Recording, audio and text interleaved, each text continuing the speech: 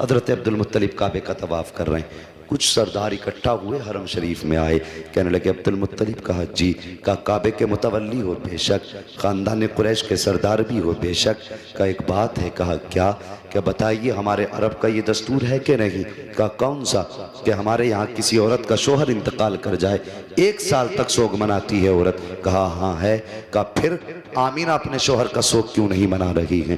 اتنا سننا تھا عبدالمطلب کی آنکھیں سرخ ہو گئی، چہرہ زرد، بدن سرد ہو گیا، گردن جھکی، کہنے لگے کیا کہہ رہے ہو؟ کہا ہم نہیں کہہ رہے، پورے مکے کی عورتیں کہہ رہی ہیں۔ کہا ایسی کون سی چیز تم نے آمینہ میں دیکھی ہے جو میری آمینہ سوگ نہیں منا رہی ہو؟ کہنے لگے مکے کی عورتیں کہہ رہی ہیں کہ آمینہ وہ عطر لگا کے جاتی ہے جو مکے کے بڑے بڑے سردار گھرانوں میں عطر نہیں ملے گا، ایسا عطر آمینہ لگا کے گلیوں سے گزرتی ہے۔ اتنا سننا تھا۔ عبدالمطلب آئے ہیں حرم شریف سے، اپنے دروازے پہ آپ کی زوجہ حضرت فاطمہ نے شوہر کو آتے دیکھا، گردن جھکی ہے، کہتے ہیں سرتاج آج چہرہ اترا ہے، بات کیا ہے؟ عبدالمطلب کہتے ہیں فاطمہ آج آمینہ کی وجہ سے میں شرمندہ ہو گیا ہوں۔ کہا سرتاج بات کیا ہے؟ کہنے لگے جاؤ آمینہ سے جا کر کے پوچھو اس نے میرے عبداللہ کا سوگ منانا کیوں چھوڑ دیا ہے، یہ عطر کیوں لگا رہی ہے، خوشبو کیوں لگا کے جا رہی ہے۔ اتنا سننا تھا، حضرت فاطمہ نبی کی دادی نے یوں ہاتھ جوڑے،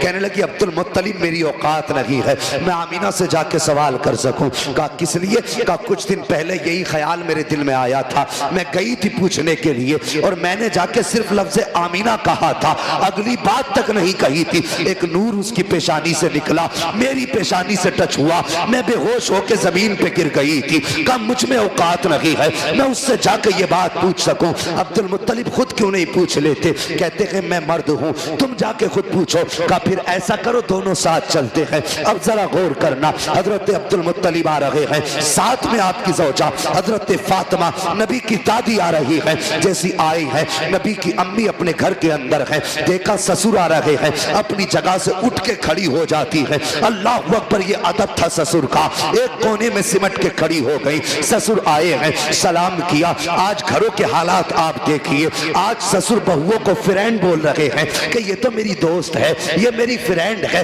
فاخر ظالم، تجھے حیا تک نہیں آئی، تیری زبان کیسے چل جاتی ہے؟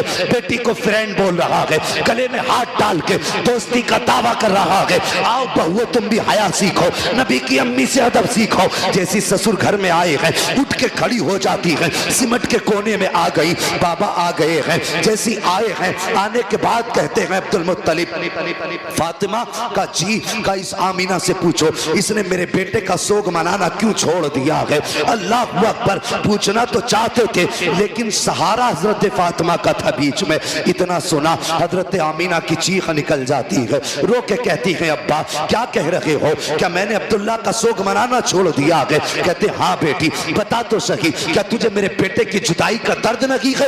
اتنا سننا تھا، چیخ نکلی سیدہ آمینہ کی، رو کے کہتی ہیں ابا آج تم نے میری دکھتی رگ پہ ہاتھ رکھ دیا ہے، کون سمجھ سکتا ہے میرے درد کو؟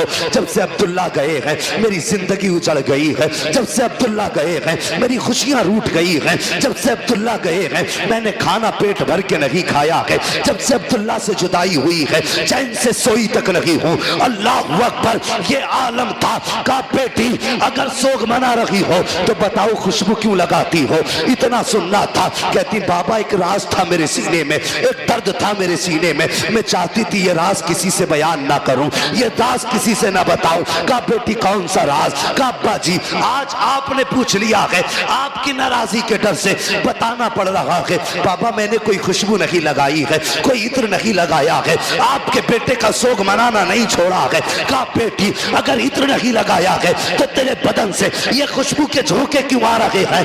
آمینہ نے کہا تھا ابا جی سچائی یہ ہے کہ میں نے عطر نہیں لگایا ہے، خوش کے جب سے آپ کے بیٹے عبداللہ کی امانت میرے شکم میں آئی ہے، میں جن گلیوں سے گزرتی ہوں وہ گلیاں بھی خوشبو سے مہک جایا۔